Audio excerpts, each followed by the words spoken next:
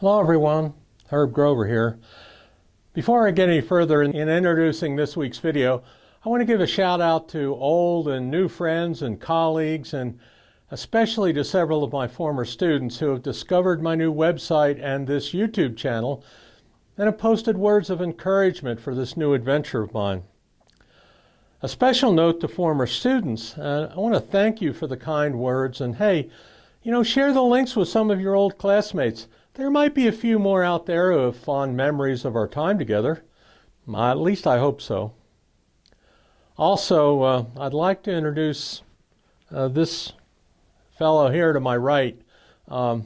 This is my evil twin, Skippy. Do you notice a resemblance?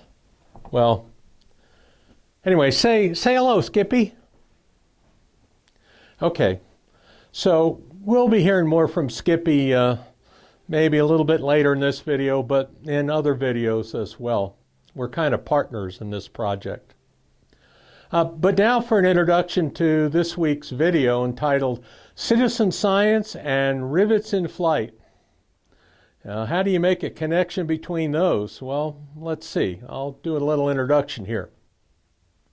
So when I moved to Pagosa Springs a little over 7 years ago, I started looking for conservation-minded organizations that I could get involved with, and I soon found myself serving on the board of directors for the Weminuche Audubon Society.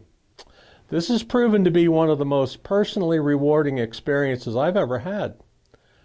I also started meeting with the San Juan Headwaters Forest Health Partnership, which is a consortium of representatives from several federal, state, and local government agencies, along with several land alliances and citizens groups of various kinds, including Weminuche Audubon. Now, a major role of the Headwaters Group is to provide a mechanism for citizens' input to agency decisions affecting the management of at least some public lands in our region. Now, among the decisions that we have input to concerns prioritizing the location and types of wildland fuel reduction treatments that are implemented in our area. Well, that usually refers to, again, prescribed fire and thinning treatments of various kinds in the dry mixed conifer forests in this region. Consequently, for the past 4 years, I've had the privilege to help coordinate a citizen science project in which more than 50 volunteers from our local Weminuche Audubon Society have been documenting the composition and structure of the bird communities in the forests around Pagosa Springs. Now, a major focus of our study has been on sites where wildland fuel reduction treatments have been applied. We've produced detailed annual reports and videos for each year of the study, and links to those can be found in the description below.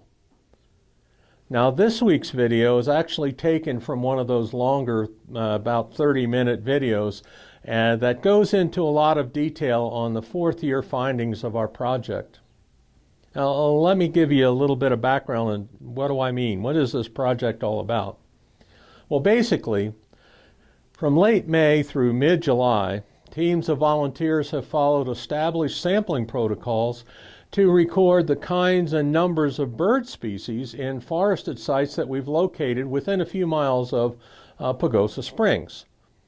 Now, all of these study sites are located in dry mixed conifer forests dominated by Ponderosa Pine and Gamble's Oak. Now, two of the sites that we refer to as Turkey Springs and Fawn Gulch had been subject to wildland fuel reduction treatments in recent years. Turkey Springs to prescribed fire and Fawn Gulch to shrub layer thinning. Now, the other sites are located at a place we call Jackson Mountain. And that area has not been subject to fire or thinning or logging for many decades. So one of the sites is used as a comparison to our other sites, and the other site at Jackson Mountain is going to be thinned in 2024 as part of a study called Adaptive Silviculture for Climate Change. Now, I put a link to that project in the description below. When we look closely at our data, and because we have continued this study across several years, We find that we can tell an interesting story with several major points concerning the response of the bird communities to fuel reduction treatment, commonness versus rarity of bird species, bird feeding behavior, nesting behavior, and, of course, the importance of birds to the forest ecosystem health. Now, again, these are all summarized in the upcoming video clip and are described, like I said, in more detail in our other reports and videos.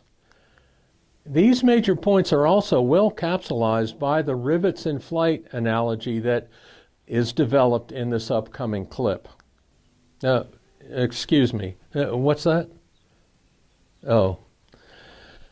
All right, Skippy wanted me to remind you to like and share and subscribe. That would help build our channel.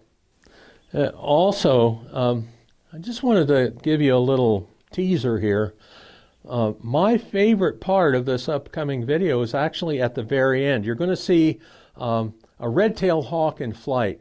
Well, keep watching, because right after that, there's a really cool little clip that I really enjoy. So I hope you stick with it.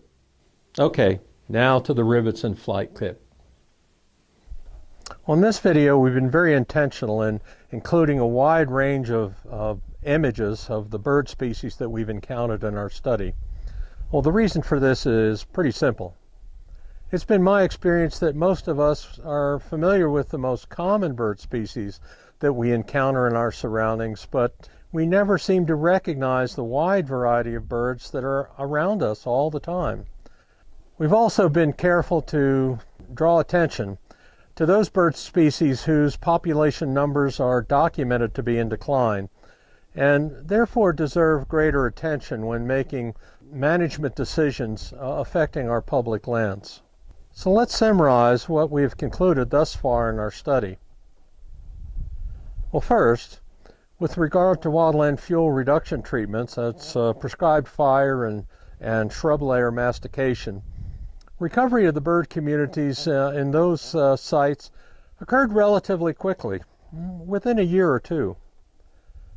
Second, concerning the commonness versus rarity topic, well, most of the birds that we encountered belong to a small number of species, with most of the bird species represented by only a few sightings. This is common in ecological research, regardless of the organisms studied. What we don't know from our study thus far is whether the uncommon species are becoming more uncommon or maybe even rare. That outcome would be very disconcerting. As for feeding behavior, well, the development of the shrub layer understory seems to have a strong influence on the predominance of ground brush foraging species. Well, as does the composition and density of species in the tree canopy on timber foliage searching species. Well, clearly, for insectivorous bird species, the complexity of foliage layers in the ecosystem is their buffet table. The more foliage, the more insects, and the more abundant the food resource is for those insectivorous bird species. Third, nesting sites for many bird species are not in limited supply, especially if they build their nests on branches or in the shrub layer. But for cavity nesting species, it's a totally different story.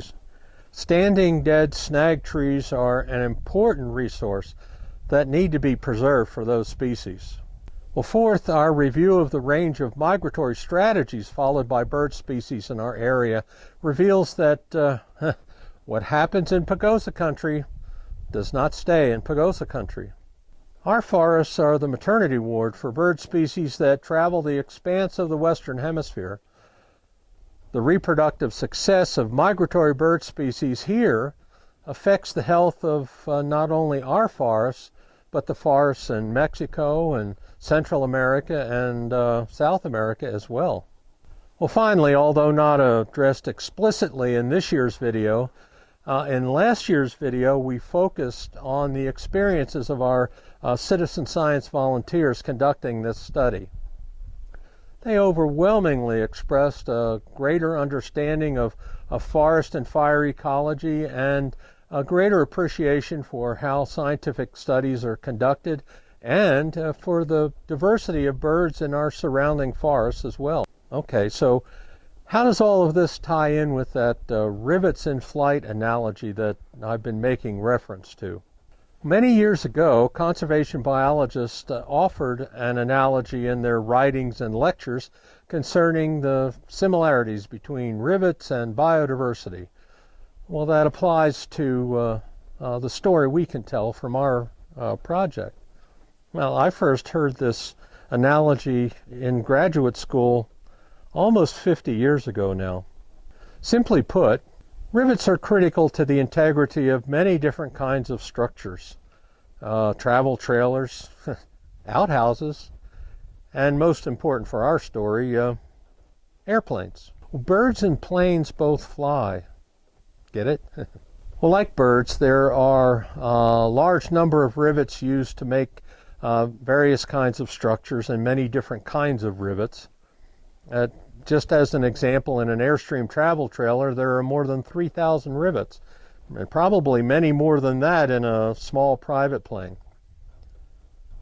Well, while there are large numbers of rivets and many different kinds of rivets in these structures, the total mass of those rivets is a very small percentage of the mass of the structure.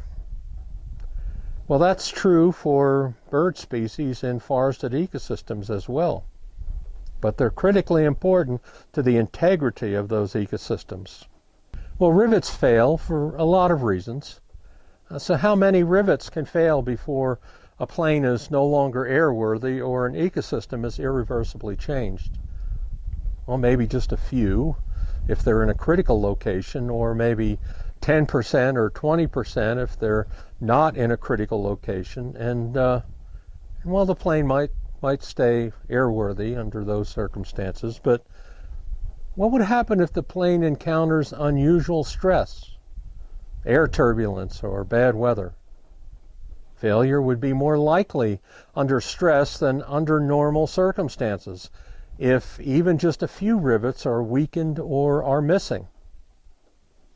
The same applies to the ecosystems where birds reside and feed and reproduce. How many bird species can be lost before ecosystem function is adversely affected or irreversibly changed? We made the point that birds play a critical role in staving off population eruptions of herbivorous insects that can damage vegetation. Now, keep in mind that plants are the energy factories for forest and grassland and agricultural ecosystems and most other ecosystems as well. Weaken this component of an ecosystem and everything could change. The reproductive success of resident and migratory bird species is therefore critical to the health of all ecosystems, and their reproductive success is dependent on the quality of habitat they encounter in their home ranges, their breeding ranges, and wintering ranges, and so forth. The quality of habitats birds and other species encounter might be okay when environmental conditions are normal, but climate change is altering all of that. Most ecosystems are under stress because of warmer and drier conditions, extended droughts, and extreme weather events. The resulting loss of biodiversity is a consequence and a contributor to stress as well. So how many of those rivets or bird species can be lost before the plane is no longer airworthy or before an ecosystem fails? Engineers might be able to tell us how many rivets we can afford to lose in an airplane, but when it comes to ecosystems and the loss of biodiversity, well, we really don't know. But monitoring studies such as ours are critically important to offset what is known as the shifting baseline syndrome. That syndrome basically refers to an inadequate frame of reference to recognize changes occurring around us in our environment, including decreasing biodiversity, well, because we haven't been observant enough for long enough to see those changes. The experience of conducting a citizen science project, along with the results of our study, provides a framework for recognizing changes in our living and non-living environment by identifying the number of bird species in our area that are in decline, maybe because of changes in our local ecosystems, or maybe because of habitat destruction in overwintering grounds to our south. We hope that raising awareness and improving our understanding of the composition and structure of our local bird communities and the ecosystems of which they are a part will lead to wiser decisions that will serve to keep our rivets in flight.